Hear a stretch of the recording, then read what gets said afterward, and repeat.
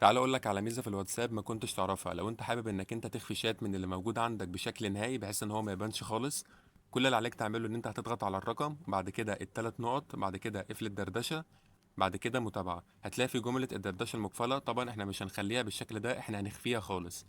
هضغط دلوقتي على جمله الدردشه المقفله، هتلاقي الرقم اللي انا خفيته بقى موجود فوق اهو. بعد كده هضغط على الثلاث نقط اعدادات قفل الدردشه.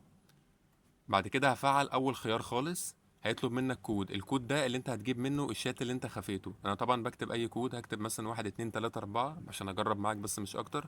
هيأكد عليك الكود تاني. طبعا الكود ده انت هتختار الكود اللي انت عايزه، مش شرط 1 2 3 4. تمام. ده الكود اللي انا هجيب منه الشات. بعد كده هرجع ورا خالص، وبعد كده من علامة السيرش زي ما انت شايف الرقم اصلا ما بقاش موجود. علشان اجيب بقى الرقم او الشات اللي انا خفيته، هروح عند علامة السيرش وهكتب اللي هو الكود اللي هو 1 2 3 4. تمام. زي ما انت شايف الدردشه المقفله هي بقت موجوده فوق، اللي هو هيكون فيها الرقم اللي انا خفيته. دلوقتي هضغط عليها. اول لما اضغط عليها هتلاقي طبعا مش شرط يكون رقم واحد، ممكن يكون اكتر من رقم. هتلاقي الرقم اللي انا خفيته اهو او الشات بقى موجود فوق. ودي كانت فكره فيديو النهارده. لو عجبك الفيديو ما تنساش تعمل لايك وتشترك في القناه.